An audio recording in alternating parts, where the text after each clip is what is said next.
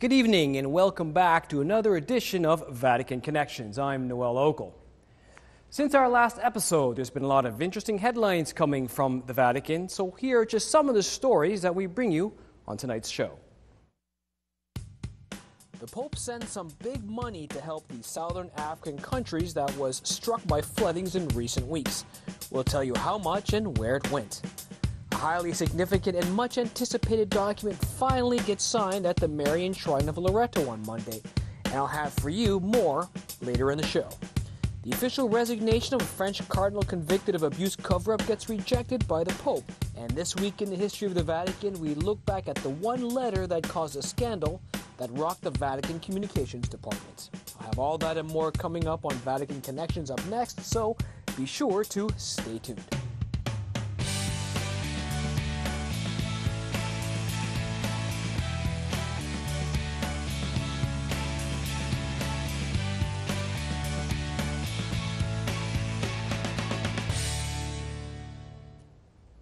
Okay, let's begin today with a quick look at some of the recent papal events from the Vatican since our last episode, beginning with the Pope's message during his weekly Sunday Angelus address.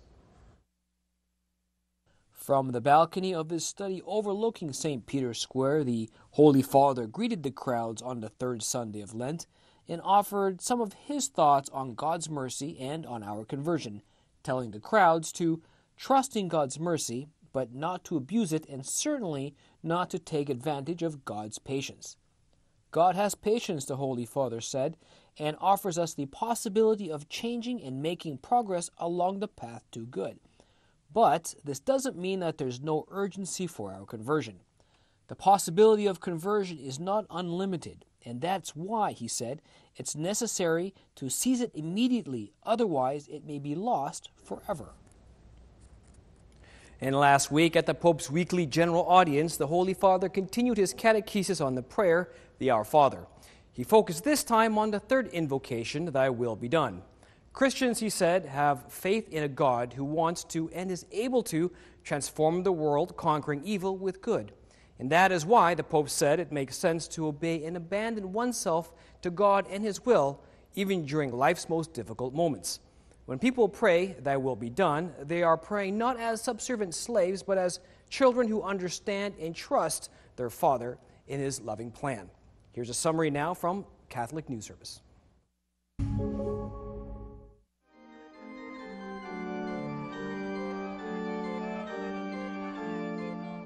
San Paolo, nella prima lettera a Timoteo, scrive: Dio vuole che tutti gli uomini siano salvati e giungano alla conoscenza della verità. Questa, senza ombra di dubbio, è la volontà di Dio, la salvezza dell'uomo, degli uomini, di ognuno di noi. Dio con suo amore bussa alla porta del nostro cuore. Perché? Per attirarci a lei, a Lui, e portarci avanti nel cammino della salvezza. Dio è vicino a ognuno di noi col suo amore, per portarci per mano alla salvezza. Quanto amore c'è dietro di questo. Quindi, pregando sia fatta la tua volontà, non siamo invitati a piegare servilmente la testa, come se fossimo schiavi. No, Dio ci vuole liberi. È l'amore di Lui che ci libera.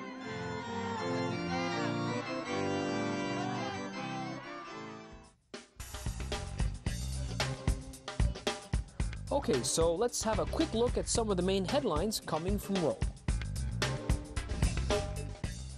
And this past Monday, during a visit to the Marian Shrine of Loreto, the Holy Father signed a post-synodal apostolic exhortation officially called Vive Christu Esperanza Nuestra, or in English, Christ our Hope Lives.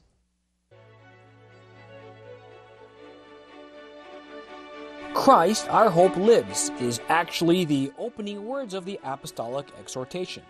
It's in the form of a letter to young people that concludes the work of last year's Synod of Bishops on the theme, Young People, the Faith and Vocation and Discernment, that took place in October. The Pope signed the final document on the altar inside the small one-room Holy House of Loreto, which tradition holds is where Mary was born and raised and where the Holy Family was thought to have lived when Jesus was a boy. It's also held to be the place where Mary received the angel's annunciation and conceived the Son of God through the Holy Spirit. And CNS brings you this.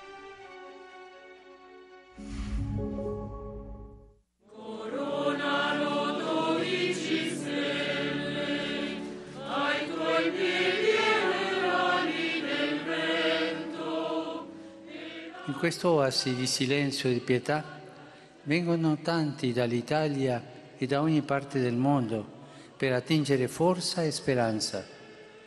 E penso in particolare ai giovani, alle famiglie e ai malati. La Santa Casa è la casa dei giovani, perché qui la Vergine Maria, la giovane, piena di grazia, continua a parlare alle nuove generazioni, accompagnando ciascuno nella ricerca della propria vocazione. Per questo ho voluto firmare qui l'esortazione apostolica frutto del sinodo dedicato ai giovani. Si intitola Christus Vivit, Cristo vive.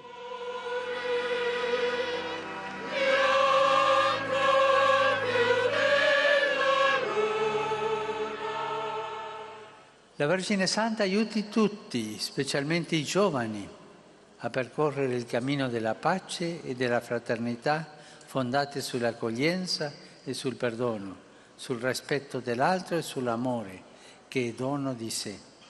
La nostra Madre, stella luminosa di gioia e di serenità, doni alle famiglie santuari d'amore la benedizione e la gioia della vita.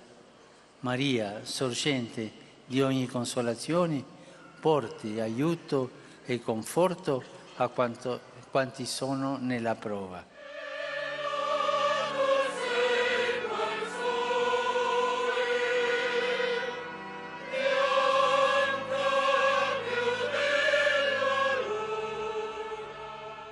Now, the Marian Shrine of Loreto, which is located approximately 4 hours away from Rome, has an absolutely fascinating history which involves the mystical transportation of a very special house from Jerusalem to Italy. And Alison Kenny brings you more on this story. Thanks, Noel. The Basilica della Santa Casa, or in English, the Basilica of the Holy House, is a major Marian pilgrimage location in the eastern Italian city of Loreto. The Basilica is best known for the smaller building that sits inside it, a house that some believe was once the dwelling of the Blessed Virgin Mary. The house is known as the Holy House of Nazareth. Now, according to legend, on May 10th in the year 1291, a Croatian priest in the town of Tersat was surprised to find that a small house had appeared in his parish overnight with no explanation. He allegedly then had a vision of the Virgin Mary, who told him that it was her house, and that to prove it, she would intercede for his health. The priest was then cured of a long-term illness, and the legend of the Holy House began to spread. 3 years later, it's said that the house moved again to a forest in Italy. Legend has it that there was no apparent reason for that move too, and no explanation. The Holy House is believed to have arrived at its final resting place at the Basilica of Loreto sometime in the early 1300s, but that time we know that it was villagers who moved. Now, the Holy House was known to have been visited by many saints while it was still in the Holy Land, in the city of Nazareth. St. Francis of Assisi visited it in 1220, and so did King of France, St. Louis IX. Others visited the house in Loreto while on pilgrimage, including St. Francis of Xavier and St. Therese of Lisieux. The house now sits enclosed in marble within the Basilica della Santa Casa. The marble exterior has had beautiful reliefs and carvings added throughout the years that depict Marian mysteries of the faith, like the Annunciation and the Nativity. This whole story can definitely seem pretty suspect to modern believers. I definitely understand that. It's especially sketchy when you learn that a shrine dedicated to the Virgin Mary, already existed on a location in Loreto, dating back to the 1100s and 1200s. But ultimately, it's important to remember that as Catholics, We are not required to believe in any popular devotions or objects like the Holy House. Rather, they are only useful if they, or a pilgrimage to them, help us enter more deeply into our faith and to encounter God. If they do nothing for us, that's fine too. Back to you, Noel. Thanks, Allison. Also last week, the Pope received French Cardinal Philippe Barbarin at his papal office in the Vatican and rejected his offer of resignation as the Archbishop of Lyons after the Cardinal was handed a 6-month suspended prison sentence by the French courts for the non-disclosure of sexual abuse against minors. A statement issued by the Archdiocese of Lyons last Tuesday stated that the Pope had personally met with the Cardinal and declined his resignation on presumption of his innocence until the Cardinal's appeals process is completed. Despite this, however, the Cardinal has decided to step down temporarily for the good of the Archdiocese and leave the leadership of the diocese to the Vicar General.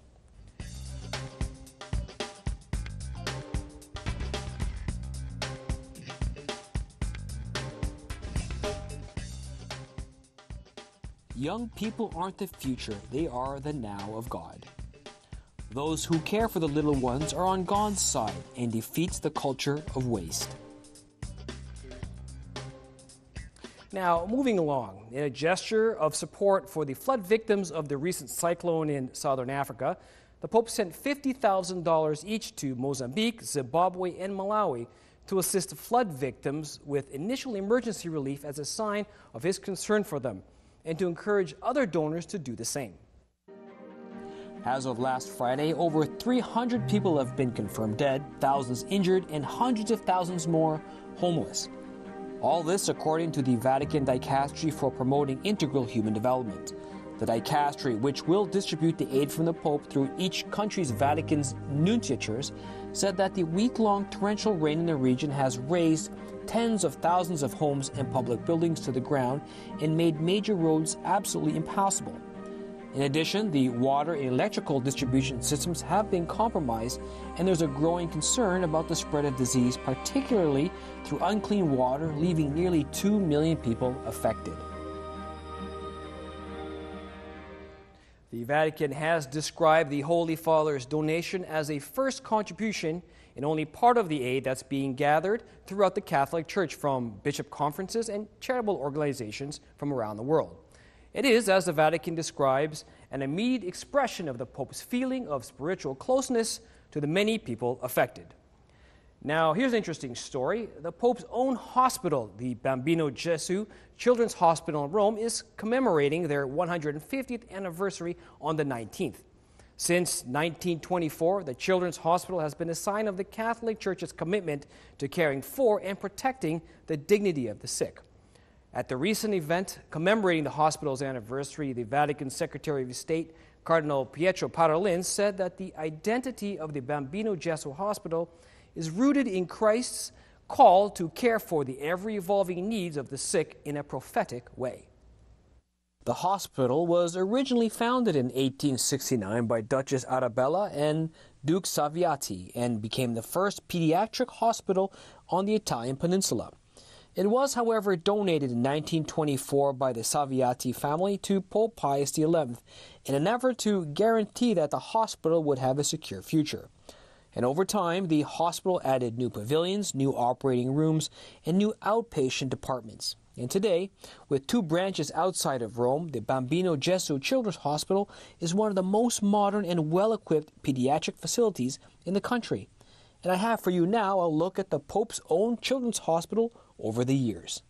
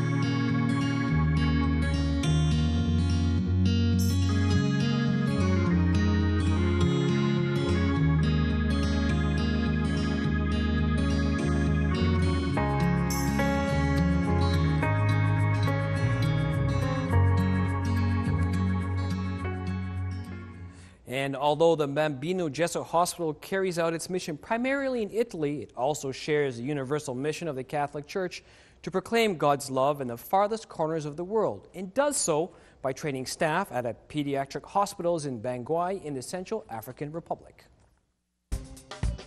And finally tonight, we go back in time and have a look at one major historical event that happened this week at the Vatican.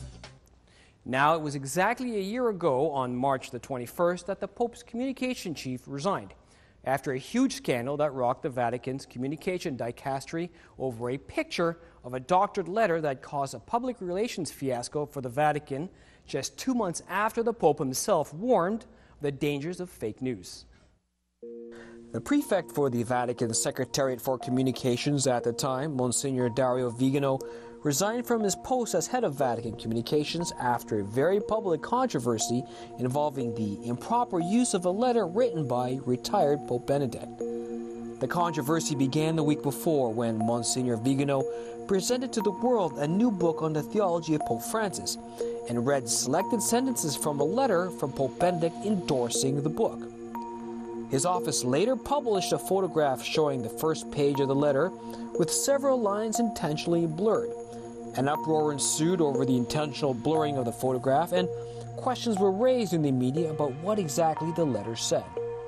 In the end, the Vatican released the full text of the letter, showing that not only had Pope Benedict said that he was unable to read the full series, but that he also objected to one of the authors chosen to write one of the volumes. And because Pope Benedict's endorsement letter for the book was presented in a deceptive and misleading manner, and the fact that the Pope himself spoke against fake news for the World Day of Communications only 2 weeks before, Monsignor Vigano resigned his post as head of the Communications Dicastery, which the Pope promptly accepted, ushering in a new era of complete transparency in the Vatican's communication operations. Fake news, the Pope said, is a sign of intolerant and hypersensitive attitudes and leads only to the spread of arrogance and hatred. And it's clear that the Pope, despite having only appointed Monsignor Dario to lead the department 3 years ago, or prior rather, wasn't going to have any of that coming from his communications department. And that is our show for this week. Now, we'd love to hear your comments and thoughts on the show, so why not drop us a line on the Salt and Light Facebook page or on my Twitter handle listed below. I'm Noel Local. Thank you so much for joining us, and we will see you again next week.